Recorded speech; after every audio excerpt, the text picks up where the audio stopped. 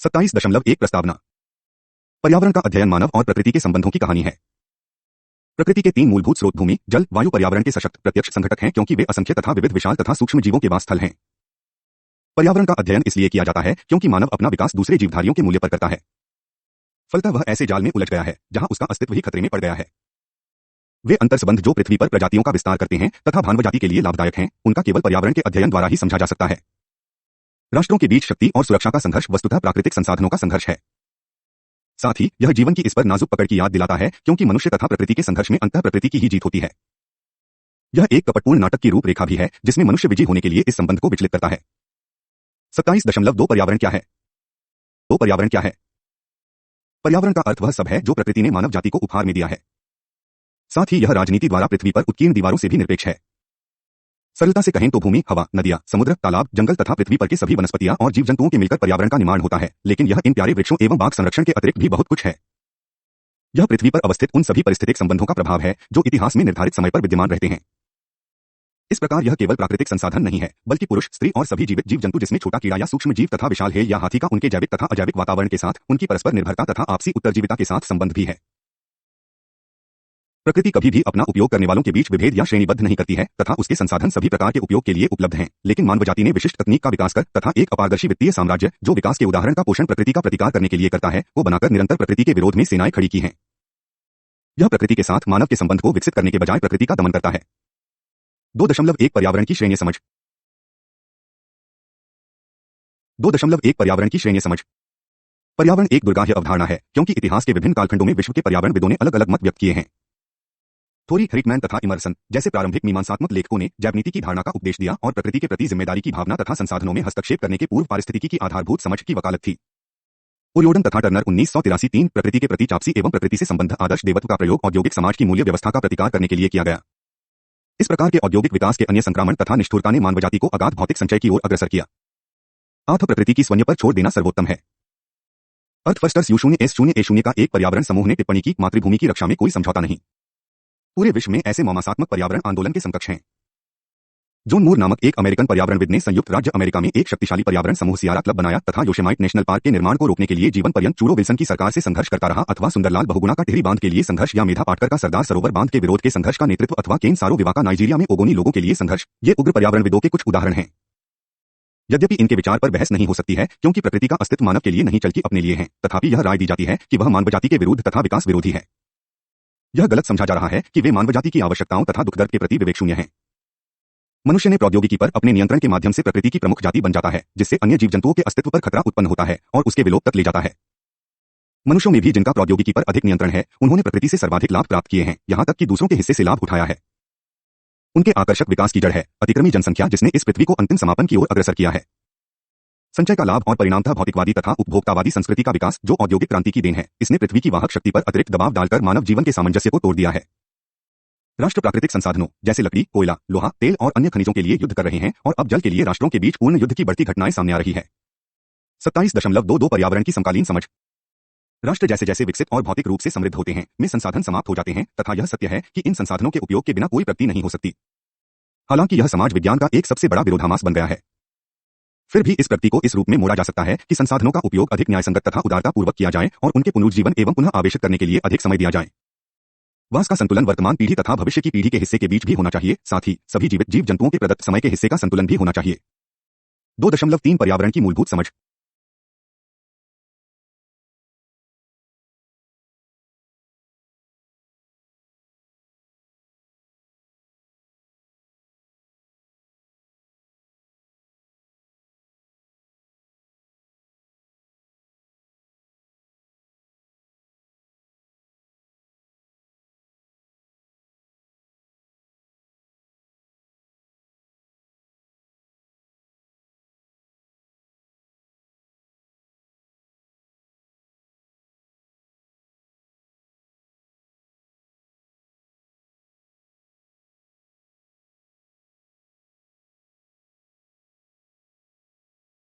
सत्ताईस दशमलव दो पर्यावरण की समकालीन समझ।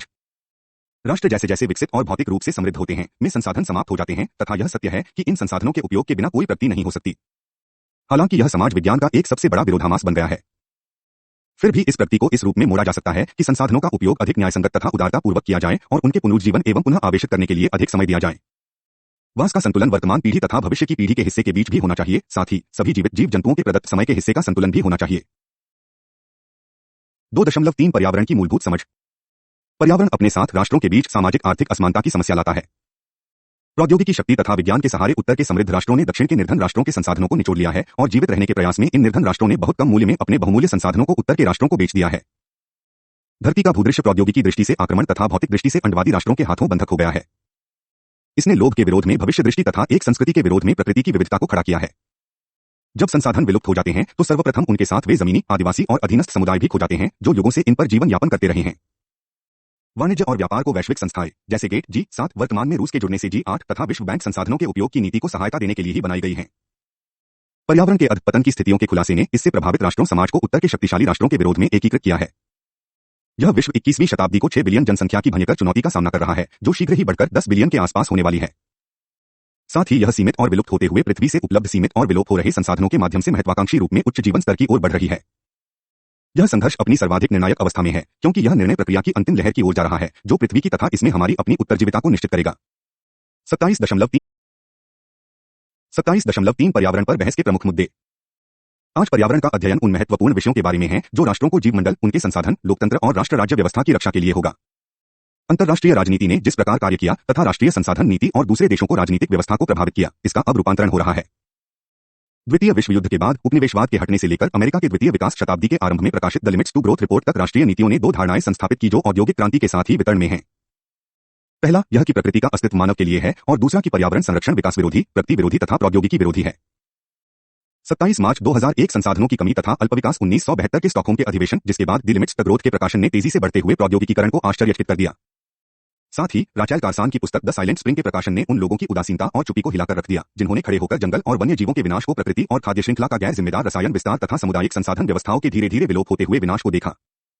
बैरी कॉमन लिखते हैं, मानव जाति जीवन चक्र से टूटकर निकल गया है। यह जैविक आवश्यकता के कारण नहीं है, बल्कि यह वैसे सामाजिक संस्थानों द्वारा हुआ है जिसे उन्होंने प्रकृति को जीतने के लिए बनाया है। ये संपत्ति प्राप्त करने के साधन हैं, जिनका विरोध उनसे है जो प्रकृति पर शासन करते हैं। अविकसित तथा विकासशील देशों द्वारा पश्चिम को पकड़ बराबरी पर आकर आर्थिक चमत्कार की आवृत्ति करने के प्रयास ने उन्हें गरीबी, कर्जदार और आवश्यक सामानों की आपूर्ति में धीमी गिरावट की ओर अग्रसर किया। कर्ज के संचय ने विकासशील देशों को विकासहीनता के जाल में जकड़ दिया। ऐसे देश अपने परिसमापन की संभावना को खत्म करने के लिए पर्यावरण का अतिमात्रा में प्रयोग करने को विवश हो गए। यहां तक कि केवल ऋण सेवा उनके समग्र राष्ट्रीय उत्पाद का 6 से 7% के बीच हो गई। पार्किन 1992-8 पूरे विश्व में 800 मिलियन से भी अधिक लोग स्थानीय कुपोषण तथा प्राथमिक स्वास्थ्य सेवा के बिना गरीबी रेखा से नीचे रहते हैं। जैसे जैसे औद्योगिकीकरण तथा शहरीकरण का विकास होता है, वैसे वैसे गरीब क्षेत्रों के लोग अपना निवास स्थान और संसाधनों को खाने लगते हैं। 3.2 राष्ट्रों का परस्पर निर्भरता। प्रकृति की कोई दीवार नहीं होती है, इसलिए नदी, जंगल, खनिज संपदा, वन्य जीव, समृद्ध वनस्पति तथा आदिवासी समुदाय एक देश से दूसरे तक फैले हुए हैं और उनका पारिस्थितिकी अनुबंध उनकी राजनीतिक दीवार से बढ़कर हो गया है। अतः एक राज्य के किसी भी कार्यकलाप से दूसरे पड़ोसियों के यहाँ अशांति की लहर चली जाती है। उदाहरणतः भारत और पाकिस्तान के बीच सिंधु नदी क्षेत्र कुछ दुर्लभ प्रजातियों की मछली और कच्छ स्थिति का घर बना हुआ है और यह समुद्री लहरों के लिए प्राकृतिक दीवार का कार्य भी करता है। प्रदूषण, अत्यधिक बहाव अथवा कच्छ वनस्पति के विनाश का कोई भी कार्य दूसरे देश के संसाधन प्रवाह और उनके समुद्री तट के क्षेत्र की प्राकृतिक सुरक्षा को प्रभावित करता है। संपूर्ण हिंद महासागर तटीय क्षेत्र पर 1985 से 86 में विश्व स्तर पर मुंगा के विरंजल फ्रांस और चीन के समुद्री अणुपरीक्षण के कारण हुआ। अंतर्राष्ट्रीय नदियां जैसे यूरोप में राइन अथवा भारत और पाकिस्तान के बीच रावी हमेशा विकास की उन नीतियों जिन्हें इन राष्ट्रों ने इनके जलग्रहण क्षेत्र में आरंभ किया है के कारण विवाद का मुद्दा रही हैं। साइबेरिया या कुवैत के तेल क्षेत्र जो भूमिगत रूप में दूसरों राज्यों में फैल गए हैं, वे अब इन राज्यों को इनके अत्यधिक उपयोग के विरोध में कार्रवाई करने तथा नदीतीय राज्यों पर संरक्षण कार्य की सहायता करने पर जोर दे रहे हैं। ओजोन छिद्र इसका सर्वोत्तम उदाहरण है कि विकसित राज्य औद्योगिक क्रियाकलाप द्वारा विश्व मानवजाति के स्वास्थ्य को क्षति पहुंचाने के लिए क्या कर सकते हैं। एक राज्य के विकास के कुछ कार्य दूसरे राज्यों में भूकंप, समुद्री आंधी, तूफान, यहां तक कि सूखा भी भेज सकते हैं। पृथ्वी के भूगर्भ से जुड़े समताप मंडल, क्षोभ मंडल, जलमंडल तथा दूरवर्ती संवेदी तकनीक से खुलासा के साथ स्थान के अध्ययन ने यह प्रमाणित कर दिया है कि किसी भी राज्य को बेरोक-टोक और अनियंत्रित औद्योगिक कार्य का अधिकार नहीं दिया जा सकता। लोग पर्यावरण संकट से इतने प्रभावित हो जाते हैं कि यह उन्हें घर बार छोड़कर पर्यावरण शरणार्थी बनने जैसे असैनिक युद्ध की ओर जाने को मजबूर करता है। शरणार्थियों के युग। हाई कमिश्नर तथा अंतर्राष्ट्रीय रेड क्रॉस सोसाइटी विश्वभर में पारिस्थितिक शरणार्थी की बढ़ती संख्या देखकर भयभीत हैं। राज्य की सार्वभौमिकता पृथ्वी के इन निवासियों के प्राकृतिक अधिकार जो अलंघ्य और अटल हैं, से बाधित होती है। जब तक विश्व की अर्थव्यवस्था विकास की इस विनाशकारी प्रक्रिया को पराजित करने की ओर अभिमुख नहीं होगी, तब तक विभिन्न देशों के जीवन स्तर की खाई और उनकी जनसंख्या का पर्यावरण संकट संभवतः लोकतांत्रिक प्रक्रिया को आघात पहुंचाएगा। साथ ही राष्ट्र राज्य व्यवस्था के लिए भी एक गंभीर चेतावनी होगा।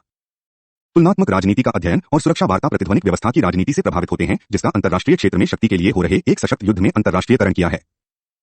पर्यावरण के इस संकटपूर्ण कारक पर पारंपरिक अध्ययन नहीं हो पाया है।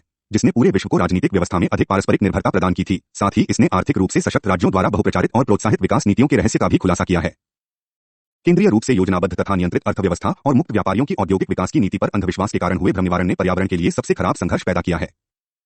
सिएटल और जिनेवा में हुई WTO की बैठक में जनता की भावनात्मक प्रतिक्रिया द्वारा उत्पन्न विरोध संकेत देता है कि राजनीतिक अध्ययन के मुद्दे के रूप में पर्यावरण रहेगा और यह वैश्विक राजनीति को प्रभावित करेगा, क्योंकि राज्यों द्वारा प्रयुक्त सभी प्राकृतिक संसाधनों का समानता से वितरण नहीं हुआ है तथा इसकी प्रतिक्रिया में वे अपने न्यायसंगत प्रयोग के स्तर को अनुपालन करने में असफल हुए हैं। शक्तिशाली राज्यों ने कमजोर राज्यों के हिस्से के अतिप्रयोग और अधिक निचोड़ने के लिए अपनी मांसपेशियों को आकुचित कर लिया है, जबकि कमजोर राज्यों ने गरीबी तथा ऋणजाल के कारण उपलब्ध संसाधनों का भी कुप्रबंधन किया है। इसने अल्प विकास का एक दोषपूर्ण चक्र निर्मित कर दिया है, जिसमें पर्यावरण को प्रगति के मार्ग का बाधक माना जाता है। 1992 में दीर्घकालीन विकास पर हुए रियो शिखर में उभरे इस पर्यावरण विकास की बहस ने नए कारकों, नेटवर्क और विशेषज्ञ एजेंसियों को उनके चेट WWW की पहुंच के साथ बढ़ाया। विकास में तेजी लाने के लिए वस्तुतः विकास की गति को धीमा किए बिना प्रौद्योगिकी का पुनः समायोजन भी किया जा रहा है। इसने ऐसी बहुत दुर्गमनीय समस्याओं का समाधान प्राप्त किया है जिन्हें पहले असाध्य माना जाता था, और इससे विश्व भर के बहुत समुदाय समूहों को शोषण करने वाली राज्य व्यवस्था के विरोध में अपने आंदोलन को संगठित करने में सहायता मिली है। सस्टेल और जिनेवा इस नई प्रवृत्ति के उदाहरण हैं। अर्थहित को पुनर्परिभाषित किया जा रहा है और इस प्रकार राष्ट्रीय नीतियों के पीछे व्यक्तिनिष्ठ लाभ ऐसे नागरिकों के हित के सामने उजागर हो रहे हैं जिनकी यह मांग है कि एक जिम्मेदार उपभोग और उत्पादन को प्राथमिकता तय करनी चाहिए। इसने कायम रखने के मुद्दे को भी उठाया है और फलतः राष्ट्रों के द्वारा पश्चिम के अभियान को पकड़ने के लिए विकास की आडंबरपूर्ण तथा विदेशज नीतियों का खुलासा भी किया है।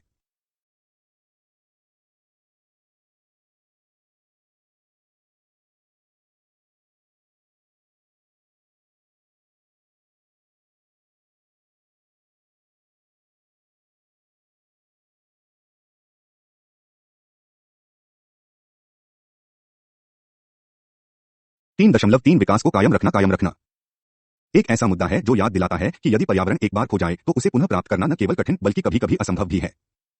अतः इसका प्रयोग न्यायसंगत होना चाहिए। वैज्ञानिक अध्ययन से यह भी पता चला है कि बहुत ऊर्जा की हानि दोबारा प्राप्त करना कठिन और कभी कभी असंभव है।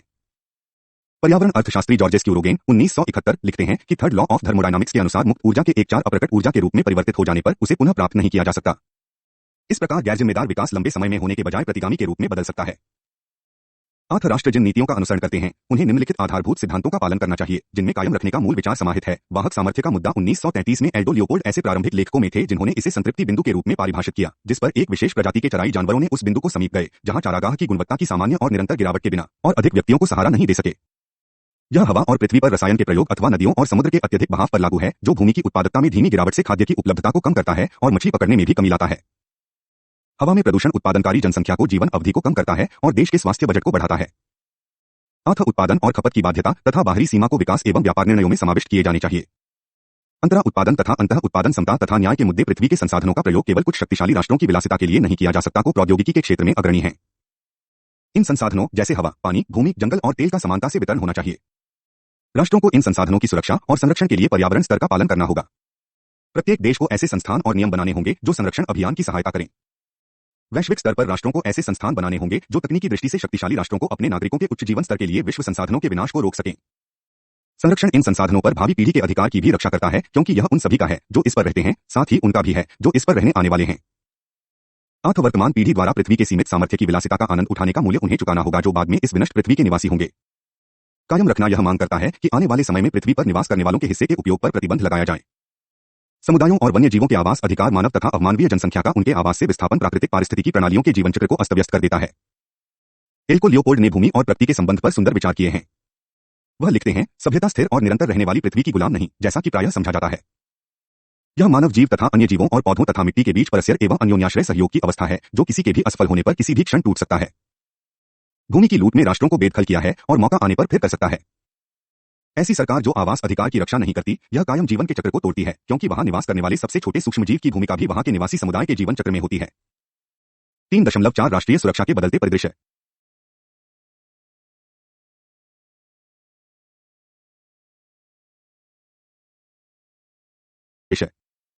पर्यावरण की आकस्मिकता मौसम विज्ञान के पूर्वानुमानों तथा स्वदेशी विवेक दोनों की अवज्ञा कर रही है। विगत 600 वर्षों में पिछली शताब्दी सबसे गर्म शताब्दी थी, साथ ही 1860 के दशक से 1980 और 1998 के बीच 14 सबसे गर्म वर्ष भी। कुछ सबसे खराब पर्यावरण की आपदा जैसे बाढ़, सूखा, तूफान और भूकंप पिछली शताब्दी में ही हुआ। विश्व के अधिकाधिक निवले क्षेत्र जलमग्न हैं और पारिस्थितिक शरणार्थियों की संख्या अनियंत्रित रूप से बढ़ रही है। विश्व स्तर पर संसाधनों की कमी जल युद्ध की ओर ले जा रही है, जो जंगल के स्वत्वाधिकार तथा भोगाधिकार के लिए व्याप्त युद्ध के अतिरिक्त है। पर्यावरण के सिकुड़ते स्थान ने राष्ट्रीय दीवारों के बाहर मानव और जन को इस प्रकार संगठित कर दिया है जो पहले कभी नहीं देखा गया था।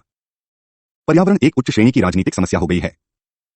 ऐसी परिस्थिति में सैनिक सुरक्षा की विचारधारा पुरानी और अप्रासंगिक हो गई है, क्योंकि नई पर्यावरण असुरक्षा किसी एक देश को चेतावनी नहीं देती, बल्कि इस अंतरिक्ष पृथ्वी के सभी निवासियों को, चाहे वे अमीर हो या गरीब, पुरुष या स्त्री, गोरा या काला। Global warming, green house effect तथा निनो ऐसे पारिभाषिक शब्द हैं जिन्होंने निर्णय करने वालों को आश्चर्यचकित और तकनीकी अध्ययन को हैरान कर दिया है। विश्व इन अप्रत्याशित विकासों के प्रति गंभीर है। यह ब्रूटलैंड कमीशन 1987 के ऐतिहासिक अध्ययन द्वारा प्रकट हुआ है, जिसका शीघ्र ही फेडरल रिपब्लिक ऑफ जर्मनी के भूतपूर्व चांसलर हेलमुट स्मिट के नेतृत्व में 1990 में एक अंतर्राष्ट्रीय समूह ने भी अध्ययन किया था। इन प्रतिवेदनों ने परिवर्तन के साथ व्यवहार करने की एक दृष्टि दी गई है। यह एक ऐसी दृष्टि है जिसमें गरीबी, पर्यावरण की गिरावट, अन्याय और असमानता जैसी हिंसा की जड़ों से रणनीति के साथ सुरक्षा प्राप्त होती है। अंतर्राष्ट्रीय राजनीति के विषय में इस नई दृष्टि का नाटकीकरण, भावनाकरण और अपदूतीकरण जितना पर्यावरण संसाधनों के प्रयोग के क्षेत्र में हुआ, उतना कहीं नहीं हुआ। ब्रांट पामे तथा बूटलैंड ने सुरक्षा परिप्रेक्ष्य को पर्यावरण की चिंता की ओर मोड़ दिया। सुरक्षा पर यथार्थवादी परिप्रेक्ष्य का उन्मूलन शक्ति संवर्धन के सिद्धांत में हो गया और इस पारंपरिक नीति के परिप्रेक्ष्य ने सर्वत्र पर्यावरण कार्यकलाप की सही दिशा को धीमा कर दिया। इसने बल प्रदर्शन तथा प्रत्यक्ष युद्ध स्थिति की दृष्टि अपनाकर पड़ोसियों को चेतावनी देने पर जोर दिया। पॉलिटिक्स एमंग नेशंस में हंस मॉर्गेन्यू 1948 ने सुरक्षा प्राप्त करने की पूर्वशर्त के रूप में सैनिक शक्ति की आवश्यकता पर जोर दिया। सर्वत्र इसे सैनिक रणनीति के तथा शस्त्रों के विस्तार के युद्ध के सिद्धांत के रूप में समझा गया है। यह पाया गया कि इन युद्धों का संबंध आर्थिक अन्याय और राजनीतिक दमन की समस्या, उच्च वर्ग के स्वार्थ, जातीय अतिराष्ट्रीयता, बढ़ते हुए राष्ट्रीय पूंजीवाद, गुलामी और कृषिदासता से है। एक कनहार्ट की पेनहॉफ 1987 ने यथार्थवाद को सुरक्षा के प्रति अमेरिकन दृष्टिकोण बताया, जो रचनात्मक शक्ति को सैनिक साधन के अलावा अन्य साधनों से शक्ति उत्पन्न करने की प्रेरणा दिए बिना केवल शक्ति का यथास्थिति बनाए रखता है। सुरक्षा के यथार्थवादी अनुसंधान में अमेरिकी पूर्वाग्रह के परिलक्षित होने के बावजूद तीसरे विश्व में भी इस पर विश्वास रखने वाले बहुत हैं। राष्ट्रीय प्राथमिकता पारिस्थितिक सशक्तिकरण के बजाय सुरक्षा निर्माण की ओर चली गई, क्योंकि पर्यावरण की गर्भावधि लंबी है और वह तत्काल अत्यल्प राजनीतिक लाभ देने वाली है। इसका फल एक काल्पनिक सुरक्षा है जो असहाय नागरिकों की स्थायी असुरक्षा बन जाती है। 1980 के अंत में आर बी जे वाकर 1988 के कार्यों ने सुरक्षा के प्रति इस नए दृष्टिकोण को आगे बढ़ाया। उन्होंने चेतावनी दी कि सैन्यकरण अपने नागरिकों को गरीबी और असमानता में इकेलकर उनकी आर्थिक व्यवस्था को जोखिम में डालकर और उनके परिस्थितिक धन को नष्ट कर सुरक्षा का भ्रम देती है। अंतर्द्वंद्व की प्रकृति में इतना अनैतिक परिवर्तन हो गया है कि सभी अस्त्रों तथा प्रक्षेपणास्त्रों का निशाना शहर और नागरिक बन रहे हैं। इस शताब्दी के आरंभ में युद्ध हताहतों में से लगभग 90% सैनिक होते थे। आज लगभग 90% नागरिक हैं। मानव विकास प्रतिवेदन 1994। सेना की प्राथमिकता विश्व स्तर पर असैनिक अनुसंधान से शस्त्र अनुसंधान की ओर 8 मिलियन से अधिक वैज्ञानिकों के विचलन को न्याय संगत मानती है और सैनिक व्यय दुगनी गति से बढ़ रहा है। पाकिस्तान की अप्रकाशित राष्ट्रीय संरक्षण नीति में कहा गया है कि इसकी बाह्य सीमा की सुरक्षा और संरक्षण आकाश, जल और भूमि पर एक विशिष्ट बल द्वारा होता है, लेकिन इसके पाकिस्तान अंदर से अलक्षित और अदृश्य निर्णयों तथा कार्यों के द्वारा विमुख, पतित और नष्ट किया जा रहा है, जो शीघ्र ही इन दीवारों को गिरने की ओर ले जाएगा। विभिन्न देशों द्वारा पूरक नीतियों के बजाय परस्पर स्पर्धात्मक नीतियों के अनुसरण के कारण अतिविशाल ऋणजाल अपनी जनसंख्या के अल्पकालिक दृष्टि के संकट तथा पर्यावरण विरोधी नीतियों को प्रकट कर देगा। संसाधनों की कमी, जनसंख्या संकट और प्रौद्योगिकी विलंब के बारे में चेतावनीपूर्ण खुलासा सभी राष्ट्रों, धर्मों और पेशों के व्यक्तियों को संगठित कर सीमा विवाद से ऊपर उठकर मानव जीवन के सुधार और कायम रहने वाले भौतिक विकास के लिए एकीकृत प्रचार अभियान में एक साथ लाकर खड़ा कर दिया है। वैश्विक व्यापार तथा अंतर्राष्ट्रीय कंपनियों राष्ट्रीय नीतियों में अपनी व्यापार सूची को शामिल करने के लिए प्रबल कारक के रूप में देखी जा रही है। रियो 1992 से सिएटल 1999 तक की यात्रा ने विकसित तथा विकासशील देशों के नागरिकों में व्यापार नीतियों में पर्यावरण की मांगों के प्रति अधिकारियों की धृष्टता के विरोध में बढ़ते असंतोष और विद्राह को प्रदर्शित किया है। पर्यावरण की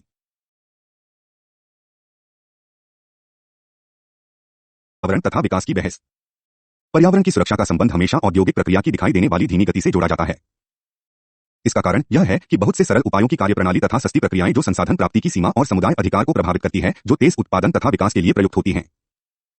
जब यूएसए शून्य में द लिमिट्स टू ग्रोथ प्रकाशित हुआ था, तब उद्योगपतियों ने अपने संवर्ग को पर्यावरणविद के विरोध में एक आक्रामक बुद्ध के लिए संगठित किया, जिसमें उन्हें औद्योगिकीकरण विरोधी, विकास विरोधी तथा प्रयास विरोधी बताया। उनका विचार यह था कि पर्यावरण तथा विकास एक दूसरे के विरोधी हैं और कोई दोनों को एक साथ प्राप्त नहीं कर सकता। यह बहस दो विभिन्न प्रणालियों या मूल्य प्रणालियों के परिणाम है, जिसमें विकासशील और विकसित राष्ट्रों में पर्यावरण की अवधारणा सुनिश्चित की गई थी।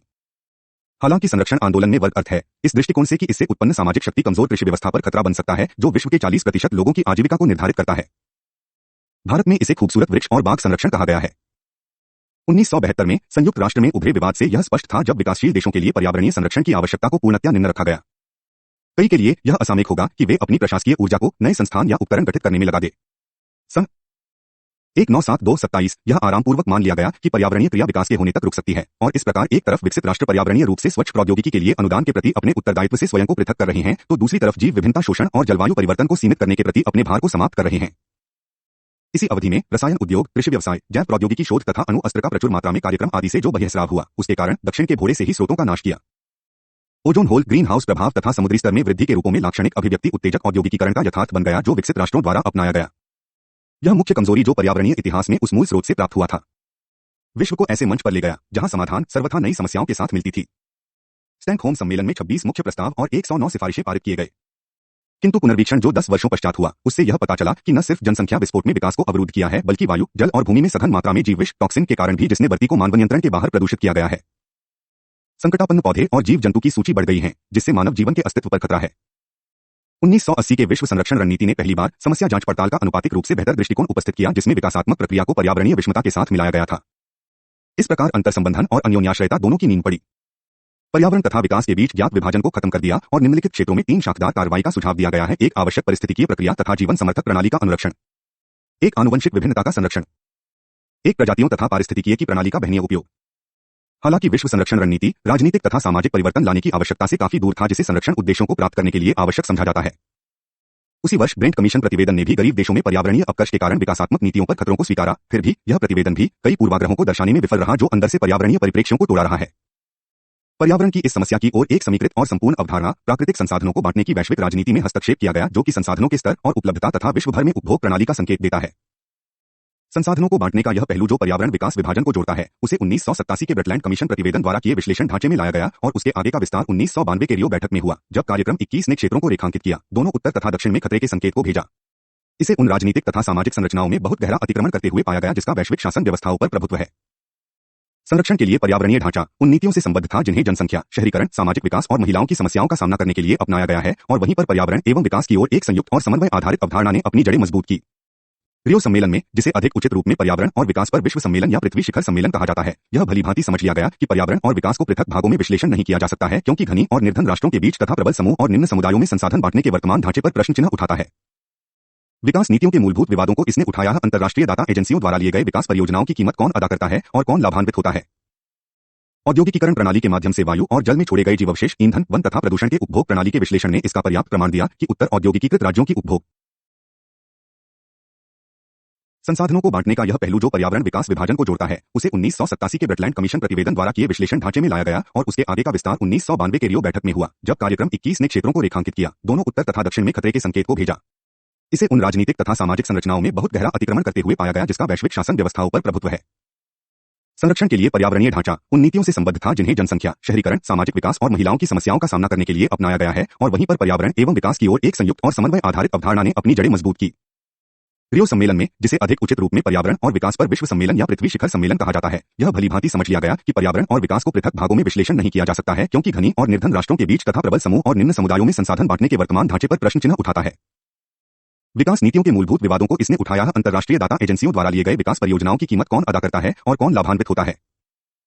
औद्योगिकीकरण प्रणाली के माध्यम से वायु और जल में छोड़े गए जीवावशेष, ईंधन, वन तथा प्रदूषण के उपभोग प्रणाली के विश्लेषण ने इसका पर्याप्त प्रमाण दिया कि उत्तर औद्योगिकीकृत राज्यों की उपभोग प्रणाली ही वास्तविक अपराधी है, जिसने पर्यावरण सुरक्षा के प्रति किसी भी प्रयास को प्रभावी रूप से बाधित किया है। इस जारी बहस ने विकसित एवं औद्योगिक राज्यों की विमुखता का उजागर किया, जो वैश्विक आर्थिक एवं राजनीतिक संस्थानों की पुनर्रचना के प्रति अपेक्षित था, और इनके बजाय निर्धनता से जड़ित राष्ट्र के प्रति ध्यान को आकर्षित किया, जिन्हें पर्यावरणीय अपकर्ष का वास्तविक अपराधी माना गया। अंतर्राष्ट्रीय व्यवस्था में, विशेषकर संयुक्त राष्ट्र में, एक वास्तविक नेतृत्व की आवश्यकता थी, जो इस प्रौद्योगिकीय जाल को तोड़ सके तथा विकास की ओर निरंतरता के आयामों की ओर जा सके। सार्क, G15 तथा G77 में भारत की सदस्यता अब नए अवसरों को खोल सकती है, एक नए स्वतंत्र व्यापारिक वैश्विक प्रणाली को कायम रखने की ओर। उदारीकृत और भूमंडलीयकृत विश्व में सभी पर्यावरणीय संगठनों के लिए निम्नांकित पर्यावरणीय अध्ययन अब नीति स्वरूप में प्राथमिक हो गए हैं। जैविक विभिन्नता संरक्षण के संदर्भ में संसाधन प्रयोग, प्रौद्योगिकी तथा जलवायु परिवर्तन पर उसके प्रभाव, पर्यावरणीय शासन तथा परियोजनाओं के प्रभाव का मूल्यांकन, अपने संसाधनों पर देशी लोगों का पारंपरिक अधिकार। 27.4 उत्तर दक्षिण वर्गीकरण।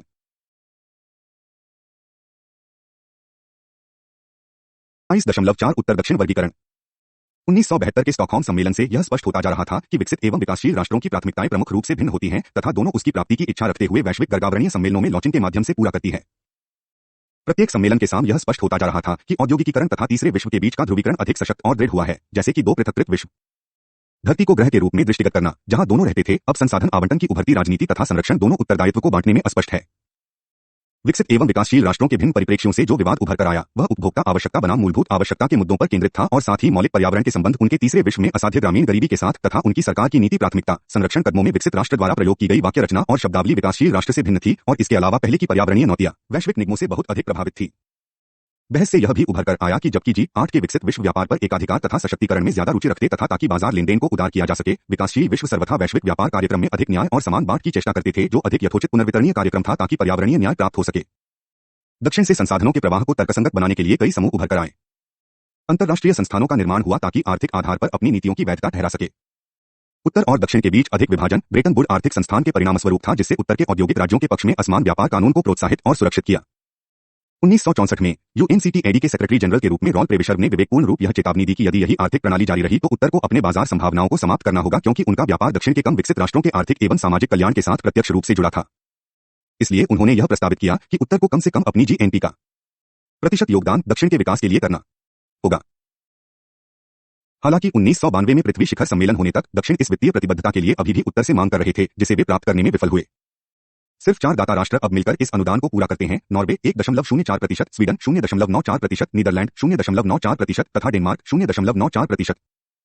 संयुक्त राज्य अमेरिका अपने जीडीपी का 0.2% से कम प्रदान करता है। आधिकारिक विकास सहायता ओडीए में जो 18 जो ईसीडी दाता राष्ट्रों में अंतिम था। हेपल 1996-36, इसलिए उसे रियो विचार विमर्श में शंख एक पिकनिक की पदवी दी गई। इस प्रकार पर्यावरणीय संरक्षण का प्रयास धन पुनर्वितरण का उत्तोलक बना। एम्पल 1996-36 तथा पृथ्वी के सीमित संसाधनों पर नियंत्रण करने के लिए संस्थानों का निर्माण हुआ।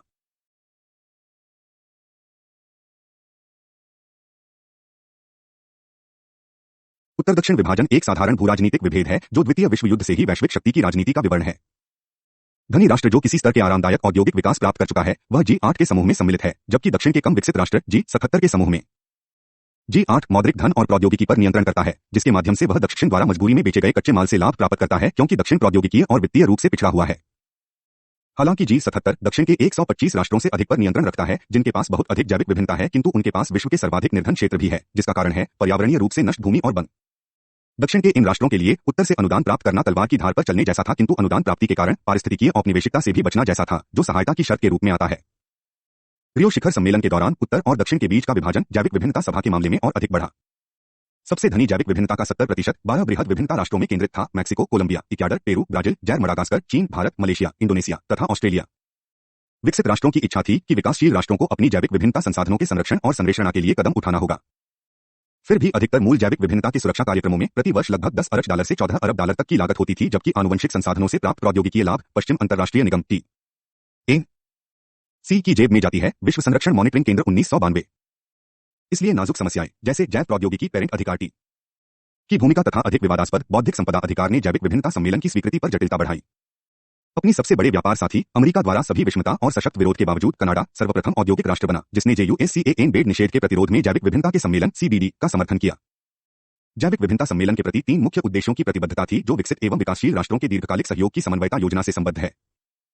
जैविक विविधता का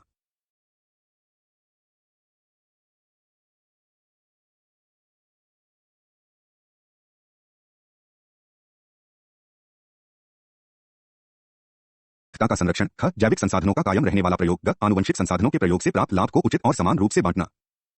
जैव विविधता के अलावा विकसित देशों द्वारा जलवायु परिवर्तन भी अंतर्राष्ट्रीय बाह मरोड़ने का एक दूसरा क्षेत्र है। जलवायु में परिवर्तन का सामाजिक आर्थिक परिणाम, विशेषकर विकासशील राष्ट्रों के कृषि आधारित अर्थव्यवस्था पर जलवायु परिवर्तन प्रभाव डालता है, जिसका विश्वव्यापी गंभीर परिणाम होगा। कनाडा का प्रति व्यक्ति दर ऊर्जा उपभोग विश्व में सबसे ऊंचा है, क्योंकि उसे अधिक मात्रा में प्राकृतिक संसाधन उपलब्ध है तथा गहन ऊर्जा उद्योग का केंद्रीकरण भी है। इसके कारण कई पर्यावरणीय समस्याएं भी उत्पन्न हुई हैं, जैसे नदियों, पानी, रासायनिक उत्पादन में नाइट्रेट का संकेंद्रण, स्वैच्छिक यातायात, अण्वस्त्र अपशिष्ट, कार्बन डाइऑक्साइड का स्राव आदि। आरंभ में कनाडा JUSCAN समूह राष्ट्रों के प्रति निष्ठावान रहा, अर्थात Japan, America, Canada, Australia, New Zealand, जब संयुक्त रूप से विश्व मौसम विज्ञान संगठन WMO तथा संयुक्त राष्ट्र पर्यावरण कार्यक्रम UNEP ने जलवायु परिवर्तन के लिए 1998 में अगुवाई की। जलवायु परिवर्तन के अधिकतर खोज पर निगमों में मतभेद हुआ, क्योंकि वे अधिकतर ग्रीन हाउस गैस के उत्पादक थे। उद्योग लांबी, विशेषकर तेल की कंपनियों ने वैश्विक जलवायु गठबंधन के माध्यम से लॉबी किया, पक्ष जुटाया तथा जलवायु काउंसिल, एक दूसरे उद्योग समूह ने UNEP बैठक में अमेरिका के साथ आया। ब्रिटेन इस प्रदूषण से प्रत्यक्ष रूप से प्रभावित नहीं हुआ, क्योंकि हवा प्रदूषण को आर्कटिक तथा यूरोप की तरफ खींच कर ले गई। यूरोप तथा छोटे द्वीप राज्यों के समूह को प्रदूषण तथा समुद्री बढ़ाव के कारण प्रत्यक्ष रूप से खतरा था, जिसके कारण उनकी भूमि डूब सकती थी। इस कारण JUSCAN समूह स्रोतों तथा गिराव पर विवाद को दूसरी दिशा में ले जाकर संसाधनों और इतिहास परिवर्तन के पहल की भाषा को कमजोर करना चाहते थे। यह तर्क इस बात को प्रस्तावित करता है कि कार्बन का स्राव जो देश हवा में छोड़ता है, उसे ह्रास द्वारा प्रतिसंतुलित होना होगा, जो इन स्रावों को सोख लेता है, जैसे तीसरे विश्व में स्थित वन या ह्रास की प्रक्रिया के माध्यम से, जिसमें कहीं और वैकल्पिक तकनीकी का विकास किया जाता है। जलवायु परिवर्तन पर कयोटो प्रोटोकॉल दिसंबर 1997 में आया, जिसमें यह प्रस्तावित था कि 2010 तक green house gas, carbon dioxide, methane, nitrous oxide, hydrofluorocarbon, perfluorocarbon और सल्फर हेक्साफ्लोराइड को 1990 स्तर के नीचे तक लगभग घटा दिया जाएगा। जुलाई 2001 में कई विकसित देशों को साख के लिए लेनदेन करते हुए पाया गया, यदि वे ग्रीन हाउस के स्राव को विकासशील देशों में प्रौद्योगिकी को बेचकर कम कर पाते। JUSCAN समूह के अंतर्गत अमेरिकी संबंधों के कारण क्योटो प्रोटोकॉल का सार तत्व समाप्त हो गया। इसके कारण जो बॉन्ड परिणाम आया उसमें अविकसित राष्ट्रों के लिए कार्बन गिराव, घरेलू घटाव तथा वित्त प्रबंध सम्मिलित था। ब्रिटेन के ग्रीन यूरो सांसद कैरोलिन यूकस ने जलवायु परिवर्तन पर अमेरिकी विचार के प्रति अफसोस प्रकट किया और कहा, अब हम तेजी से मात्र प्रजाति बनने जा रहे हैं जो बचाव का कोई कदम लेने की बजाय स्वयं की विलुप्ति को मॉनिटर करेंगे। पोल 2001-217 कनाडा के एक गैर सरकारी संगठन सिमरा क्लब ने अमेरिकी दूत पॉल सेल्यूसी की चेतावनी के प्रति गंभीर चिंता दिखाई जो उन्होंने क्योटो प्रोटोकॉल का समर्थन करने के लिए दूसरे समूह के सदस्यों को दी थी। रियो में यूएनसीईडी की सभा ने यह प्रदर्शित किया कि वहनीय विकास बहुत बड़ी कीमत पर आता है। उत्तर के धनी राष्ट्रों ने विकासशील राष्ट्रों के अतिरिक्त भार में हिस्सेदारी का वचन दिया था। यह अफसोस है कि तब से आधिकारिक विकास सहयोग ओडीए 60.9 अरब अमेरिकी डॉलर से गिरकर 53.1 अरब अमेरिकी डॉलर हो गया है। इसके अतिरिक्त गरीब राष्ट्रों के लिए दाता एक जाल लेकर आता है, अच्छे प्रशासन के रूप में या बाजार समायोजन कार्यक्रमों के रूप में। इस प्रकार जिससे वहनीय विकास को बढ़ावा देने की अपेक्षा की गई थी, उसने विकास के वैकल्पिक प्रतिमानों का सहारा लेकर इसे संकुचित कर दिया। इस फंदे के परिणामस्वरूप विकासशील देशों ने विदेशी प्रत्यक्ष निवेश एफडीआई के माध्यम से निधिकोष दान का वैकल्पिक तरीका निकाला जो अंतर्देशीय कंपनियों द्वारा देश के व्यवसाय में निवेश है और पिछले कुछ वर्षों से उसने ओडीए के कोष दान को माफ कर दिया है। हालांकि चूंकि ये सभी टीएनसी विकसित राष्ट्रों में रहती है, जैसे ओईसीडी तथा जी8 पुराने वाले रूप में जारी रहने के लिए जो नई समस्या उत्पन्न होती है वह है इन नए निगमों की प्रतिबद्धता और तैयारी चहनीय विकास की ओर तथा वहनीय पर्यावरणीय प्रबंधन की ओर। इसलिए नए उदारीकृत व्यापार प्रणाली ने उत्तर दक्षिण विभाजन को अधिक बढ़ाया है। पश्चिम के उपभोगी समाज जिसने अपने लोगों को यथोचित भौतिक सुरक्षा प्रदान किया था, इसको विपरीत उसने निर्धन राष्ट्रों को पर्यावरणीय अपकर्ष और प्राकृतिक संकट के सामने खुला छोड़ दिया है। विकास अब और भी अधिक वैश्विक बाजार प्रक्रिया तथा वैश्विक निगमों के राजनीतिक रूप से सशक्त लवियों के साथ संबद्ध हो गया है। जोहान्सबर्ग में वहनीय विकास पर 2002 के विश्व शिखर सम्मेलन में जलवायु परिवर्तन पहलों के अभाव के प्रति अपनी चिंता दिखाई है। दक्षिण के लोगों के लिए यह एक अत्यधिक चुनौतीपूर्ण घड़ी है क्योंकि उनका भावी विकास पर्यावरणीय स्तर को स्थापित रहने के लिए समता और न्याय की ठोस सिद्धांतों की स्वीकृति पर निर्धारित होता है। यह साहसी प्रयत्न की पुष्टि पर्याप्त रूप से भारतीय विशेषज्ञ डॉ आर के पचौरी के चुनाव से होती है, जो जलवायु परिवर्तन के अंतर सरकारी पैनल में अध्यक्ष थे। भारत के लिए यह बहुत ही वांछनीय कार्य होगा कि विकसित राष्ट्र के अंतर्गत भिन्नताओं को बाहर निकले, जैसे अमेरिका और कनाडा के बीच जो ग्रीन हाउस गैसों और जीवाश्म ईंधन, कोयला और पेट्रोलियम उपभोक्ता से सर्वोच्च उत्पादक हैं और साथ ही दक्षिण के विकासशील अर्थव्यवस्था को न्याय भी प्रदान करते हैं। 27.5 विश्व बाजार और राज्य की सार्वभौमिकता।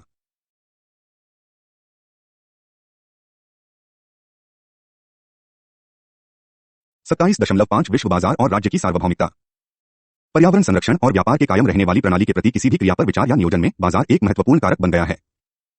व्यापार का भूमंडलीकरण तथा परिणामतः राष्ट्रीय नीतियों का अनुकूलन ताकि अंतर्राष्ट्रीय बाजारों में सीमित करने को रोक जा सके। इसके कारण पर्यावरण शब्दावली का अधिनीकरण और पुनः प्रतिपादन हुआ है। इसको अभिव्यक्ति वित्त एवं व्यापार के सभी संगठनों में हुई है, जैसे यूएनसीटीएटी, डब्ल्यूटीओ, आईएफ तथा विश्व बैंक। यह आक्रमणशील पूंजीवाद में लौटने की शुरुआत है जो अंतर्राष्ट्रीय कंपनियों द्वारा उत्साहपूर्वक संरक्षित होता है और इस कारण विश्व भर में नागरिक समाज तथा लोगों के स्वैच्छिक समूह द्वारा सशक्त रूप से प्रतिरोधित होता है। कॉर्टन में विलिस डब्ल्यू हार्मन के शब्दों को स्मरण किया कि पिछले आधे दशक से व्यापार पृथ्वी का सबसे सशक्त संस्थान बन गया है। किसी भी समाज के प्रबल संस्थान को पूरे उत्तरदायित्व ग्रहण करने की आवश्यकता है। 2001-230 वर्तमान में जब 1.4 करोड़ खरब अमेरिकी डॉलर विदेशी विनिमय में अंतर्राष्ट्रीय रूप में सट्टे के लाभ के लिए प्लावी रहता है, निम्नांकित दो विश्वासों पर व्यापार के विषय में गंभीरतापूर्वक विचार करने की आवश्यकता है। फर्म और वैश्विक कंपनियों की वृद्धि में इतनी तेजी आई है कि 1990 के मध्य में स्तंभित कर देने वाले आंकड़े चेतावनी देने लगे। 1995 में यूएनसीटीएडी अध्ययन ने यह पाया कि कुल 40,000 कंपनियों हैं, वे सामग्री एवं सेवा के विश्व व्यापार के 2/3 पर अपना नियंत्रण रखती हैं। राघवन 199531 कार्टन 2001-231 का भी प्रतिवेदन है कि विश्व के सबसे बृहद अर्थव्यवस्था में 51 निगम हैं, सिर्फ 49 ही राष्ट्र हैं। मित्सुबिशी की अर्थव्यवस्था इंडोनेशिया से भी बड़ी है, जो विश्व की चौथी घनी आबादी वाला राष्ट्र है और प्राकृतिक संपदा की भूमि भी है। वर्तमान में विश्व के सबसे बड़े टी में से 15 की आय 120 देशों को जीडीपी से भी अधिक है। इसलिए भारत सरकार के पूर्ववर्ती मुख्य आर्थिक सलाहकार ने उन्हें उभरती वैश्विक सरकार भी कहा है, अ वर्ल्ड इंक लिमिटेड, जिसमें जी7 बोर्ड ऑफ डायरेक्टर के रूप में है। कोठारी 1993-315 यह सत्य था कि विश्व का यह सबसे बृहद संस्थान एक भव्य शुरुआत था और इसे समाज की आवश्यकतानुसार अनुकूलित और अंकुश लगाना होगा। सिएटल, प्राग तथा गिनोआ शिखर सम्मेलनों की घटनाओं ने वहनीय पर्यावरण भविष्य के नियोजन में निगम शासन की विफलता का परीक्षण कर लिया। पर्यावरणविदों, किसान तथा श्रमिकों का बढ़ता असंतोष इस बात की अभिव्यक्ति है कि नागरिक समाज समूहों के प्रति सभी राष्ट्रीय सीमाओं के आर पार निगम शासनों का उत्तरदायी होना होगा, जहां भी वे स्थित हैं। इस प्रकार निरंतर विकास के लिए वैश्विक निगम शासन मांगों के संतुलन के विषय में था, जिसमें सम्मिलित था लोगों और उनके प्राकृतिक स्रोतों के प्रति उत्तरदायित्व एवं जिम्मेदारी। उनकी क्षमतानुसार 3 मुख्य स्तंभों का निर्माण हुआ ताकि अभाव का मुद्दा, क्षमता बढ़ाने का मुद्दा तथा अंतर्वाहित एवं बाह्य आनुवंशिक समता और न्याय के मुद्दे पर ध्यान दिया जा सके। टीएनसी की व्यापार प्रणाली में पर्यावरण पर एवं प्राकृतिक संसाधनों पर 3 प्रकार के प्रभाव हैं जो अंतर्राष्ट्रीय व्यापार से संबद्ध हैं। ओईसीडी 1997 परिमाप स्केल प्रभाव, जो आर्थिक वृद्धि पर अंतर्राष्ट्रीय व्यापार का सकारात्मक प्रभाव है किंतु यह पर्यावरणीय क्षति बढ़ाता है। संरचना प्रभाव, जो व्यापार विशिष्टता के कारण औद्योगिक संरचना पर प्रभावों के साथ संबद्ध रहता है और जो देश की विशिष्टता पर निर्भर रहते हुए पर्यावरण पर सकारात्मक अथवा नकारात्मक भी हो सकता है। तकनीकी प्रभाव, जो अर्थव्यवस्था पर अंतर्राष्ट्रीय व्यापार का प्रभाव है और अर्थव्यवस्था की पर्यावरणीय क्षति और प्राकृतिक संसाधन की आवश्यकता को घटाने की अपेक्षा की जाती है। प्रतिवेदन के अनुसार पर्यावरण पर व्यापार का वास्तविक प्रभाव इन सभी में संतुलन है। इस प्रकार अंतर्राष्ट्रीय व्यापार राष्ट्र की आर्थिक एवं पारिस्थितिकीय प्रणाली को तोड़ता है, जो वैश्विक निगम शासन का केंद्रीय मुद्दा बन जाता है। निरंतर विकास के लिए व्यापार चार्टर, जिसे नवंबर 1990 में अंतर्राष्ट्रीय वाणिज्य चैंबर्स (आईसीसी) ने अपनाया था, उसने पर्यावरण प्रबंधन को निगम की सर्वोच्च प्राथमिकता बनाने की आवश्यकता पर बल दिया। फिर भी चौंक निगम पर्यावरणीय अपराध निरंतर हो रहा है, जिसमें मेजबान राष्ट्र की परंपराओं एवं नियमों का खुला अपमान भी सम्मिलित है। इससे सभ्य राष्ट्र न सिर्फ इस षड्यंत्र के प्रति चकित हैं, बल्कि विक्षुब्ध भी हैं। इन निगमों ने निर्धन राष्ट्रों की निर्धनता का व्यापार किया है, राष्ट्रीय नीति परिवर्तन को प्रभावित करके तथा अल्पकालिक आर्थिक लाभ के लिए मेजबान राष्ट्र अस्थिर नीतियों के प्रति पराजित होकर झुक गए हैं। 4 मुख्य संसाधन भूमि, जल, वायु तथा भवन गंभीर रूप से क्षतिग्रस्त हो गए हैं। मैत्रीपूर्ण अर्थव्यवस्था को बाजार में लाने के लिए संरचनात्मक समायोजन ने अधिक संख्या में भूमि को खाद्यान्न फसल से नकदी फसल की ओर अपवर्तित कर दिया है। नदियों में जल विद्युत द्वारा डैम का निर्माण हो गया है। जंगल अब उपभोगी एकल संस्कृति सामग्रियों में परिवर्तित होते जा रहे हैं तथा ग्रीन हाउस गैसों को हवा में छोड़ने की स्वतंत्रता के कारण देश की पारिस्थितिकीय निरंतरता समाप्त होती जा रही है। अर्थव्यवस्था की यह संरचनात्मक बदलाव के कारण विकास का भ्रम पैदा हो गया है, जिसके परिणामस्वरूप बृहद आर्थिक हास तथा राजनीतिक अस्थिरता आ गई है। अनुत्तरदायी निगमकर्ताओं के साथ स्वतंत्र व्यापार के कारण अधिक केंद्रीकरण, भ्रष्टाचार तथा सांस्कृतिक विकृति होती जा रही है और यह कभी भी लंबे समय तक वृद्धि या विकास को कायम नहीं रख सकता। एफडीआई के प्रति रुझान तथा ओडी का एफडीआई द्वारा क्रमिक विस्थापन के कारण विकासशील राष्ट्रों में टीएनसी को स्रोतों पर कड़ा नियंत्रण प्रदान किया है। 1981 तथा 1996 के बीच अविकसित राष्ट्रों में एफडीआई 31 अरब अमेरिकी डॉलर से बढ़कर 224 अरब अमेरिकी डॉलर हो गया है। IIF 1997, UNCTAD 1995। वह दिलचस्प बात है कि आधिकारिक विकास सहायता ओडीए अब नाटकीय रूप से विदेशी प्रत्यक्ष निवेश एफडीआई द्वारा विस्थापित हो गया है। 1990 में ओडीए का विकासशील देश में लगभग 56% लंबी अवधि का बहाव था, किंतु 1998 जब 18% तक ओडीए का हिस्सा गिरकर नीचे आ गया। एफडीआई में 5 गुना अधिक विकास हुआ। 2000 में 44% या 209 अरब अमेरिकी डॉलर से 1118 अरब अमेरिकी डॉलर तक। शर्मा और नारायण 2002, 36 से 41। इस प्रकार भूमंडलीकरण और निजीकरण ने अधिक स्वतंत्रता और व्यापार के लिए स्थान प्रदान किया है। अंतर्राष्ट्रीय कंपनियां अब विश्व की अर्थव्यवस्था में सबसे बड़ी खिलाड़ी हो गया है तथा पारिस्थितिकीय संकट में सबसे बड़ा और एक ही कारण भी। उस समय जब विदेशी प्रत्यक्ष निवेश में राष्ट्रों के बीच तुलनात्मक लाभ लेने की होड़ लगी हुई थी, टीएनसी सरकार के विरुद्ध लाभकारी आदान प्रदान करने का प्रबंध कर लेते हैं। उन्हीं के दबाव पर यूरुग्वे की गोल संधि ने इसमें 3 क्षेत्रों की शुरुआत की: व्यापार संबंधित बुद्धिजीवी संपत्ति अधिकार ट्रिम्स, निवेश कदम के व्यापार संबंधित पहलू ट्रिम्स तथा सेवाओं में व्यापार। इन तीनों के साथ उन्होंने तीसरे विश्व के स्रोतों पर सामूहिक एकाधिकार को बढ़ाया। शिवा 1993, 243। हालांकि एक आश्वासन यह है कि निर्णायक व्यापार के बातचीत में टीएनसी समर्थकों की सशक्त उपस्थिति के बावजूद, जैसे सामान्य निदेशक माइक पूरे, अमेरिका के व्यापार प्रतिनिधि चार्लिन बर्शेप्स्काई तथा यूरोपीय संघ के व्यापार कमिश्नर पास्कल लैसी लोगों के संगठन ने सीटेल में टीएनसी कार्यक्रम को पूरी तरह से घुमा दिया। इसे बृहद निजीकरण के प्रति प्रतिक्रिया के रूप में देखा जा सकता है, जो टीएनसी को खुश रखने के लिए पर्यावरण तथा लोक कल्याण में कटौती कर रहा है। 2001 का विश्व बैंक प्रतिवेदन भूमंडलीकरण, वृद्धि और निर्धनता ने यह प्रदर्शित किया है कि गरीबी और आर्थिक पिछड़ापन का एक ही विकल्प है: भूमंडलीकरण। वंदना शिवा की सही टिप्पणी है, चाहे आप वैश्विक बाजार अर्थव्यवस्था में समीकृत हो जाएं, जो कि सिर्फ लाभ के उद्देश्यों से प्रबल है, या फिर जीविका के सभी आर्थिक विकल्पों से आप बाहर हो जाते हैं। 1993, 243। इसके कारण राष्ट्र संरचनात्मक समायोजन कार्यक्रम या फिर आर्थिक प्रतिलाभ कार्यक्रम को अपनाने के लिए बाध्य हो रहे हैं, ताकि जिन स्रोतों का वह अतिप्रयोग और अतिशोषण करते हैं उनमें अपने आर्थिक ध्येय का कायम रख सकें।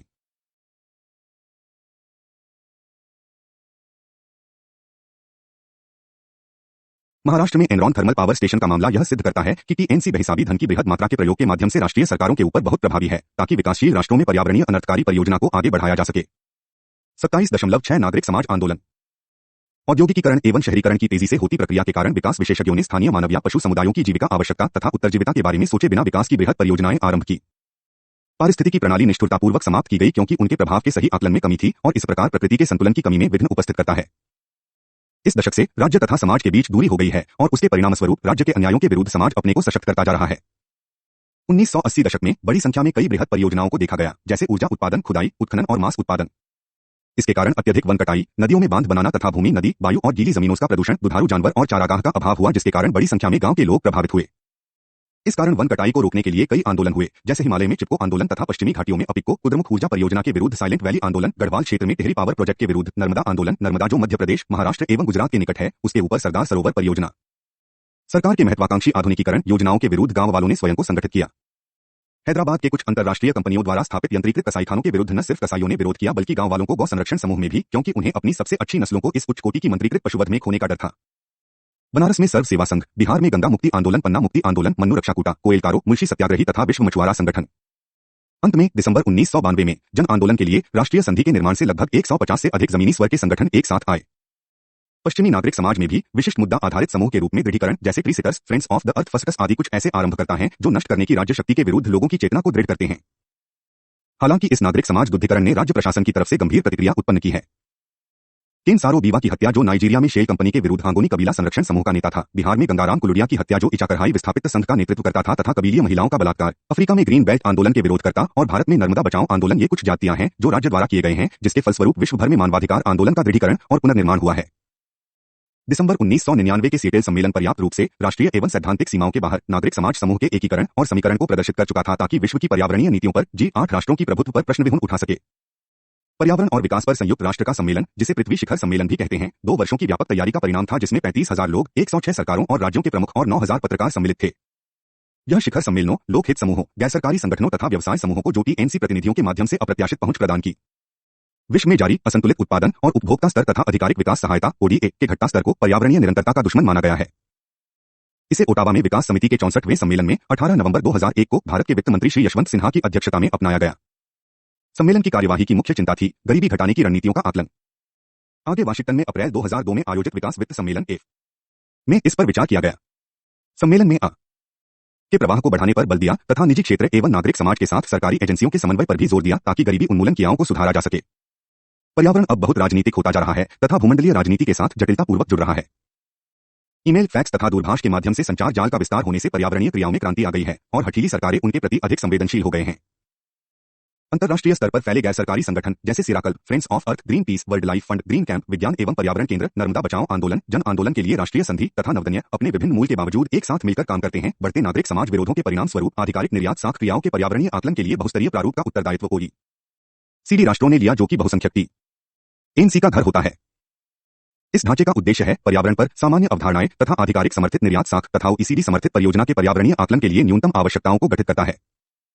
बढ़ता निगम लांबी अब निर्णय प्रक्रिया को प्रभावित कर रहा है तथा कुछ कठिन पर्यावरणीय प्रतिबद्धता को अपनाने में देरी करता है या मना कर देता है। मई 2002 में वहनीय विकास पर संयुक्त राष्ट्र कमीशन के 10वें सत्र में तथा हाल ही में संपन्न हुआ निरंतर विकास पर हुआ विश्व शिखर सम्मेलन WD ने पुनर्मूल्यांकन के अवसर को प्रदान किया है जो नागरिक समाज द्वारा प्रदान किए मंच पर है। जिन विषयों ने ध्यानाकर्षण किया है वे निम्नलिखित हैं। 1. पर्यावरणीय क्रिया के लिए प्रबंधक व्यवस्था। 2. वैकल्पिक तथा यथोचित प्रौद्योगिकी। 3. वहनीय समुदाय। 4. जनसंख्या और पर्यावरण। 5. अंतर्राष्ट्रीय शासन प्रणाली। 27.7 वैश्विक एवं स्थानीय आवश्यकताओं को जोड़ना। पर्यावरणीय सुरक्षा के लिए 2 क्रियाओं की आवश्यकता होती है।